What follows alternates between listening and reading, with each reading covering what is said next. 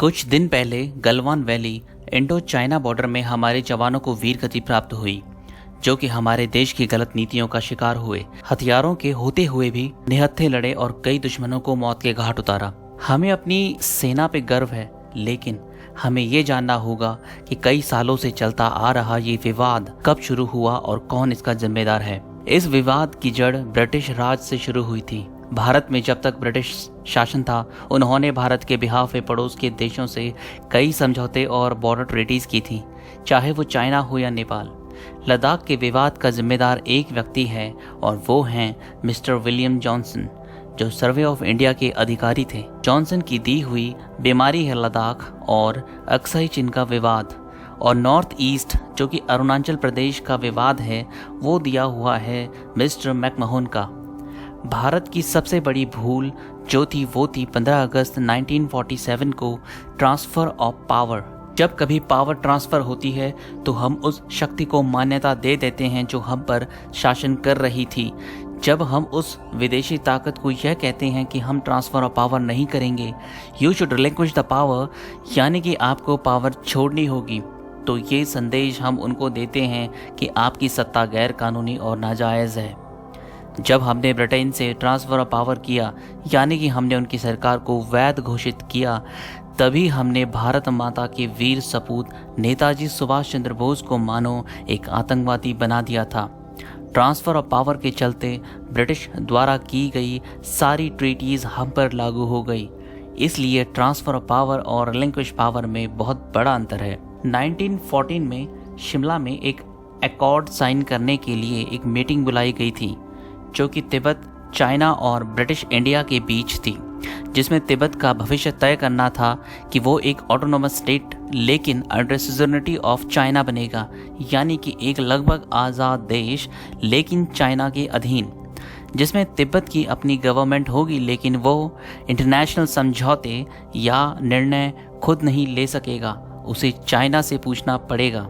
China ने उस meeting में एग्री किया, लेकिन उसके बाद एग्रीमेंट को साइन करने से मना कर दिया था। उसके बाद ब्रिटेन ने एक तरफा फैसला किया, जिसमें लगभग 3/4 तिब्बत को ऑटोनॉमस माना और बाकी का साउथ ईस्टर्न तिब्बत, जो कि अरुणाचल के ऊपर है, उसे ब्रिटिश इंडिया का हिस्सा माना गया। आज़ादी के बाद ये पूरा हिस्सा भारत को मिला था। 1949 चाइना में सत्ता परिवर्तन हुई और कम्युनिस्ट पार्टी ने माओ के अंडर चाइना पे राज करना शुरू कर दिया था और 1950 में तिब्बत पे आक्रमण कर दिया। उस वक्त तिब्बत के 2 शहरों में इंडियन आर्मी की गैरिसन मौजूद थी, जो कि अरुणाचल प्रदेश के ऊपर है। तिब्बत का post and telegraph system Britain यानी कि भारत के अधीन था। इसके अलावा बहुत से एस्टेब्लिशमेंट थे जो भारत के तिब्बत पर थे। क्लॉड अर्पी, जो कि बहुत बड़े ऑथर और जर्नलिस्ट हैं, उनकी book will Tibet ever find her soul again के अनुसार चाइनीज़ आर्मी जब तिब्बत में घुसी और नरसंहार किया, तो चाइनीज़ आर्मी के राशन पानी का इंतज़ाम जवाहरलाल नेहरू ने ही किया था। नेहरू ने तिब्बत और अपने अरुणाचल के ऊपर का इलाका चाइना को थाली में परोस दिया था और चाइना भारत और नेपाल की सीमा तक आ गया था।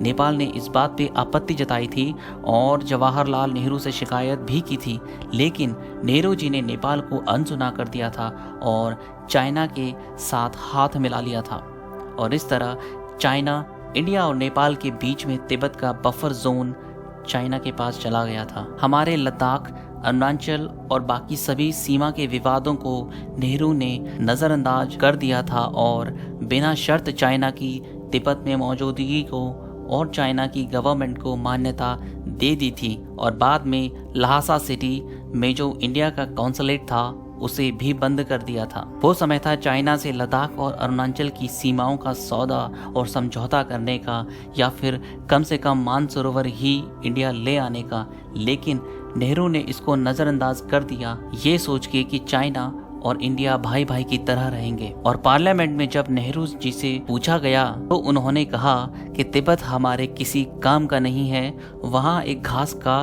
कतरा भी नहीं उगता है। इस पर डॉक्टर राम मनोहर लोहिया जी ने कहा था कि घास का एक कतरा तो आपके सर पर भी नहीं उगता है, तो क्या आप अपने सर को धड़ से अलग कर सकते हैं? पूरे के पूरे तिब्बत और अपने हिस्से के भी तिब्बत को थाली में परोसने के बाद जनरल करियप्पा, नेहरू के पास आए और कहते हैं कि चाइना से अब भारत की सिक्योरिटी को खतरा हो गया है। बीच में तिब्बत का बफर जोन खत्म हो गया है, चाइना इस तरफ से अटैक कर सकता है।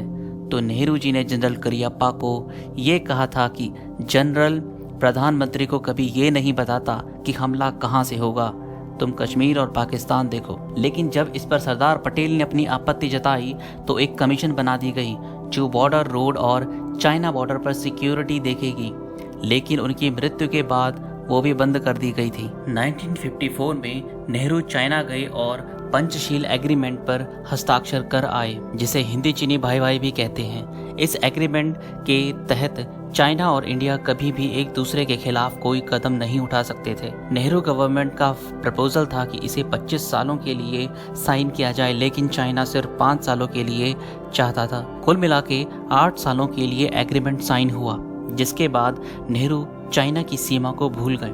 1959 में तिब्बत में चाइना के खिलाफ विद्रोह खड़ा हो गया और तब चाइना ने वहां जुल्म किए और जवाहरलाल नेहरू ने दलाई लामा को इंडिया बुला के अजाइलम यानी कि शरण दे दी थी। पहले तो तिब्बत में चाइना को मान्यता दी, उसकी हेल्प की, अपना अरुणाचल के ऊपर का हिस्सा चाइना को गिफ्ट कर दिया, फिर पंचशील एग्रीमेंट किया और उसके दौरान चाइना के खिलाफ दलाई लामा को इंडिया में अजाइलम दे दिया। उसके बाद दलाई लामा इंडिया से ही लद्दाख की लड़ाई लड़ रहे हैं, यहीं से बयान जारी कर रहे हैं। इंडिया उनके लिए एक लॉन्चिंग पैड बन गया है, जो कि एक और वजह है इंडिया और चाइना के रिश्तों की कड़वाहट के लिए। 1954 में चाइना ने 8 साल के लिए पंचशील एग्रीमेंट पे साइन किया था और ठीक 8 साल बाद 1962 पे चाइना ने इंडिया पे अटैक कर दिया। ईस्टर्न सेक्टर यानी कि अरुणाचल के पास चाइना आज की ही तरह 1 किलोमीटर 2 किलोमीटर घुसपैठ करता रहा, जिसके बाद जवाहरलाल नेहरू ने चाइना को अपनी दोस्ती और एग्रीमेंट का वास्ता देने के बजाय अपने दोस्त जनरल ब्रिजमोहन कॉल की एडवाइस पे फॉरवर्ड पॉलिसी अपना दी और सेना को आदेश दिया कि चाइना में जहां तक घुस सकते हो घुस जाओ। ये वही जनरल कॉल थे जिन्होंने 1952-53 में कश्मीर में ब्रिगेडियर रहते हुए शेख अब्दुल्ला को गिरफ्तार करवाने में नेहरू की मदद की थी। इस फॉरवर्ड पॉलिसी का विरोध तत्कालीन सभी जनरल्स ने किया था, क्योंकि उन सब का मानना था कि हम तैयार नहीं हैं, क्योंकि आज़ादी के बाद इंडो चाइना बॉर्डर पे काम ही नहीं किया गया था। उनका कहना था हमारी सड़कें तैयार नहीं हैं और फौजियों तक हथियार और राशन नहीं पहुंच पाएगी, जिसका खामियाजा हमें भुगतना पड़ा और बहुत सारा एरिया लद्दाख और अरुणाचल का चाइना ले गया। चाइना के अटैक ने जॉनसन रिपोर्ट और मैकमोहन की रिपोर्ट की धज्जियां उड़ा दी थी। आज़ादी के बाद बॉर्डर पे काम करना चाहिए था,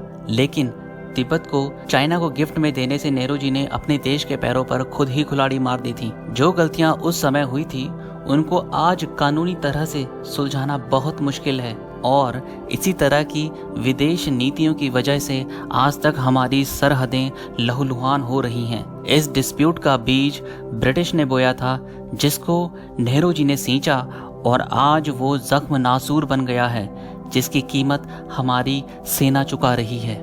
जय हिंद, जय भारत।